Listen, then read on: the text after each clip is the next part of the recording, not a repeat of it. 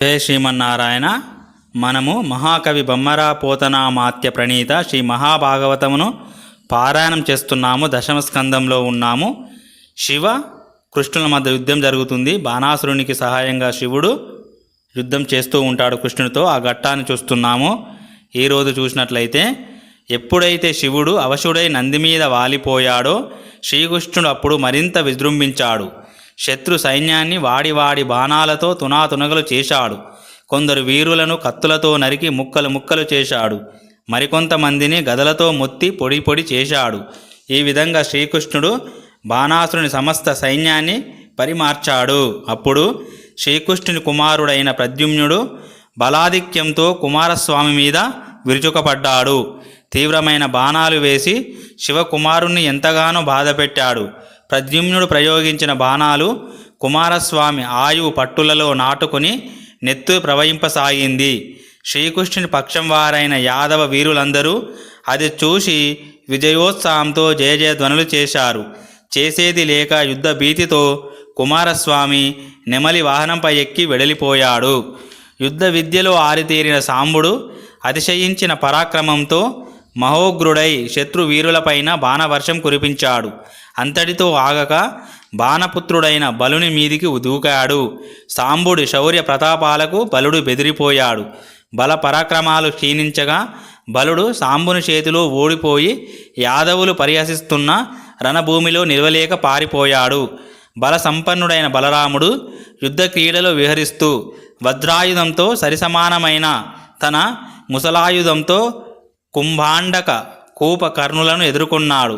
బలరాముడి రోగలి దెబ్బలకు కుంభాండక కూపకర్ణులు నుగ్గునుగ్గయ్యారు. వారి తలలు పగిలిపోయాయి. చెవుల నుండి నెత్తురు ప్రవహించి శరీరమంతా నిండిపోయింది. ఆయువు పట్లు తెగి ఇద్దరూ మరణించారు. ఆ సమయంలో రాక్షస సైన్యం దైన్యానికి గురయింది. అనాథలుగా చెదిరిపోయి విచ్చుకపోయి పారిపోతున్న తన సైన్యాన్ని చూసిన బాణాసురుడు సాత్యకితో చేస్తున్న యుద్ధాన్ని ఆపి ప్రళయాగ్నిలాగా విజృంభించాడు. వీరులందరినీ చేయి చాచి వెనుకకు పిలిచాడు. వారందరిలో సమరోత్సాహాన్ని నింపాడు. యుద్ధం చేయమని ప్రోత్సహించాడు. పారిపోవద్దని హితవు పలికాడు. సైన్యానికి తాను ముందుగా ఉండి నడిచాడు. ఇరువైపుల వారు ఎవరి పాటికి వారు విజయలక్ష్మిని చేపట్టాలనే కాంక్షతో యుద్ధం చేశారు. వారి యుద్ధము దక్షిణ సముద్రము ఉత్తర సముద్రము ఒకదానితో ఒకటి ఘోరంగా పోరాడినట్లు ఉంది. ఒకరినొకరు గదలతో క్రుమ్ముకున్నారు. శూలాలతో కొట్టుకున్నారు. శక్తి ఆయుధాలతో చంపారు. చక్రాలతో త్రుంచారు. రోగళ్లతో బాదారు. కుంతాలతో గుచ్చారు. పౌరుషాలు పలికారు. ప్రతిజ్ఞలు చేశారు. ఇనుపకట్ల గుదియలతో బాధించారు. అడ్డకత్తులతో నరికారు. బాణాలు ప్రయోగించారు. ఖడ్గాలతో చీల్చారు. భయంతో పారిపోయారు. భయం వీడి సమీపించారు.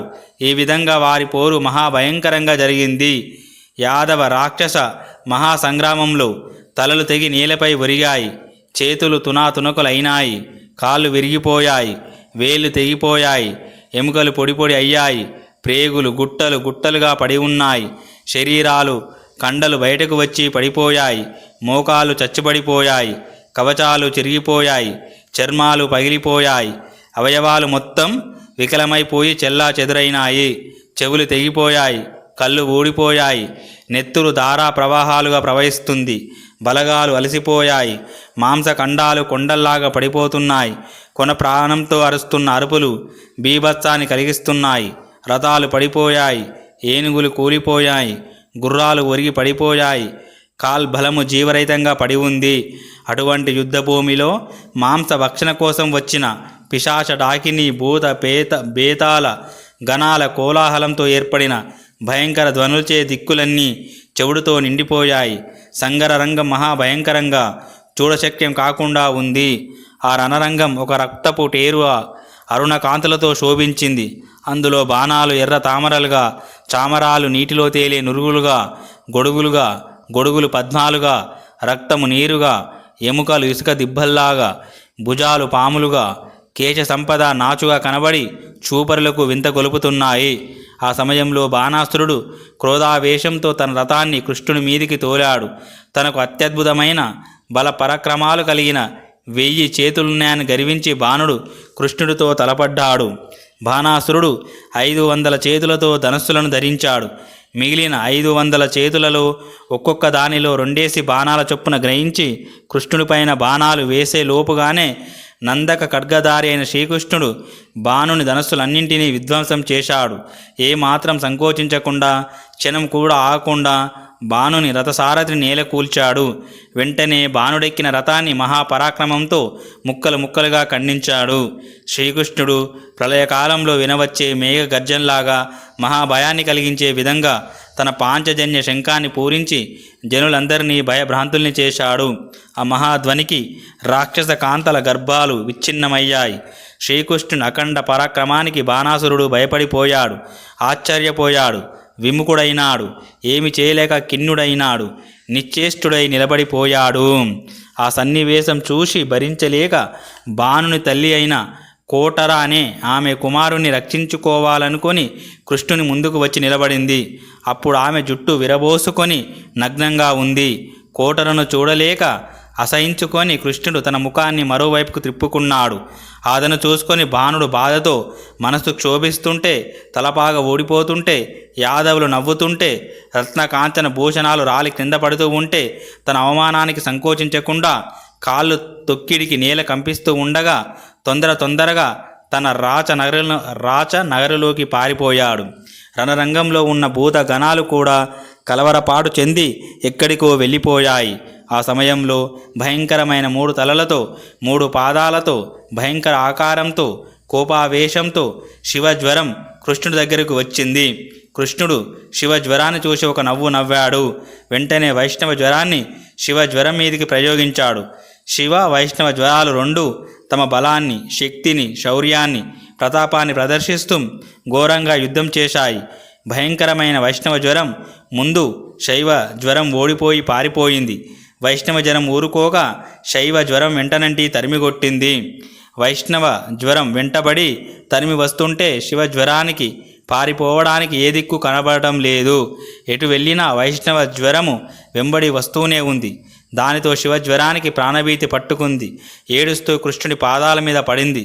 నుదిటిపై చేతులు పెట్టుకుని నమస్కరిస్తూ నన్ను కాపాడమని వేడుకుంది. శైవజ్వరం కృష్ణుని ఈ విధంగా స్తుతించింది. కృష్ణ, నీవు అవ్యయుడవు, పాపరహితుడవు, అనంత శక్తి రూపుడవు, దేవతా స్వరూపులైన బ్రహ్మ, శివుడు, దేవేంద్రుడు మొదలైన వారందరికీ నీవు ఈశ్వరుడవు, జ్ఞానమే స్వరూపంగా కలవాడివి. నీకు సరి సమానులైన వారు విశ్వంలో ఎవరూ లేరు. వరప్రదాతవు, సృష్టి స్థితి లయకారుడవు, ఋషికేశుడవు, పుట్టుక లేనివాడవు, పరమాత్మ చిహ్నాలైన సుజ్ఞాన శక్తాదులతో ఒప్పే పరబ్రహ్మ స్వరూపుడవు, లోకేశుడవు, సర్వులను నీ యోగ మాయతో సమ్మోపరిచేవాడివి. ఆకలి, దప్పిక, శోకము, మోహము, వార్ధక్యము, మరణము అనే 6 ఊర్ములు లేనివాడవు. పవిత్ర చరిత్రతో శోభిల్లేవాడివి. తేజస్వరూపుడవు, ఆది మధ్యాంతరహితుడవు, జ్ఞానమే ఆత్మగా కలవాడవు. అటువంటి నిన్ను ఎల్లప్పుడూ సేవిస్తాను ప్రభు. అంతేకాక లోకంలో దైవం అనేక విధాలుగా ఉంటుంది. కళా కాష్ట ముహూర్తాలతో ఒప్పే కాలము, మంచి చెడుల అనుభవ రూపాలైన జీవకర్మలు, సత్వ రజస్తమ గుణాలతో నిండి ఉండే ప్రకృతి, సుఖదుఖాలకు నిలయమైన శరీరము, ప్రాణము, అంతఃకరణము, తన్మాత్రలు, పంచభూతాలు మొదలైన ప్రకృతి వికారాల సముదాయము, బీజాంకుర న్యాయంతో కార్యకారణ రూపంగా జగత్ సృష్టికి కారణమై ఉంటుందేమో అన్న సందేహాన్ని కలిగిస్తుంది. ఇదంతా నీ మాయే గాని నిజం కాదు. ఆ మాయను పోగొట్టగల నీవు అనేకములైన దివ్య అవతారాలు ధరించావు. దేవతలను, సజ్జనులను, సృష్టి నిర్మాతలైన బ్రహ్మాదులను నీవే రక్షిస్తూ ఉంటావు. క్రూరులు, దుష్టులు, హింసా ప్రవర్తకులు అయినా వారిని శిక్షిస్తున్నావు. నీ లీలలు గాని, మహిమలు గాని, అవతారాలు గాని భూభారాన్ని పోగొట్టేవే కదా. పరమాత్ముడవైన నిన్ను శరణు వేడుకుంటున్నాను. భక్తులను రక్షించడంలో సంతోషాన్ని పొందే ఓ పరమపురుష, సంసార భయాలను దూరం చేసే ఓ పరమాత్మ, దేవదేవ, సుందరాకార, శాంతంగా, తీక్షణంగా, సహించడానికి శక్యం కాకుండా ప్రకాశించే మహిమోపేతమైన నీ తేజస్సు తగిలి క్రాగిపోయాను. చాలా కృషించిపోయాను. నన్ను దయచూడు స్వామి. ఇతర దేవతలను పూజించడం మాని మీ పాద పద్మాలు సేవించే నిర్మల బుద్ధి ఎప్పటిదాకా మనస్సులో తోచదో అప్పటిదాకానే కదా జీవులు రకరకాల తాపాలతో నలిగిపోయేది. నీవే శరణు నాకు అని నమ్మి కొలిచే భక్తులను రక్షించి తీరుతావన్న బిరుదున్న నీకు నన్ను రక్షించడం ఎంత పని కనుక. శివజ్వరం చేసిన స్తోత్రానికి అనంతుడు రాక్షసాంతకుడైన శ్రీహరి ప్రసన్నుడైనాడు. నా కరుణ భక్తితో ఆర్తితో తప్ప మరి ఏ ఇతరమైన దానితోనూ పొందటం అసాధ్యమన్న విషయం గ్రహించి నన్ను శరణు వచ్చావు కనుక నా జ్వరం నిన్ను బాధించదు. ఇక నీ మనస్సులో వైష్ణవ జ్వరం గురించిన బాధ భయం వదిలేయి అని కృష్ణుడు చెప్పి ఇంకా ఇలా అన్నాడు. ఎవరైనా ఈ శైవ వైష్ణవ జ్వర వివాదాన్ని నీవు నన్ను శరణు కోరడాన్ని మనసులో తలిస్తే వారికి చలి జ్వరం కానీ ఉష్ణ జ్వరం కానీ రావు అని శ్రీకృష్ణుడు ఆనతి ఇవ్వగానే ఆ శివజ్వరము పరమానందంతో పరమాత్ముడికి సాష్టాంగ నమస్కారం చేసి వెళ్ళిపోయింది. ఇంటికి వెళ్ళిపోయిన బాణాసురుడు అప్పుడు ఏమంటున్నాడో చూద్దాము తర్వాతి భాగంలో. చాలా అద్భుతంగా ఉంటుంది. ఓం శాంతి శాంతి శాంతి. హరి ఓం తత్సత్. సర్వం శ్రీరామకృష్ణార్పణమస్తు.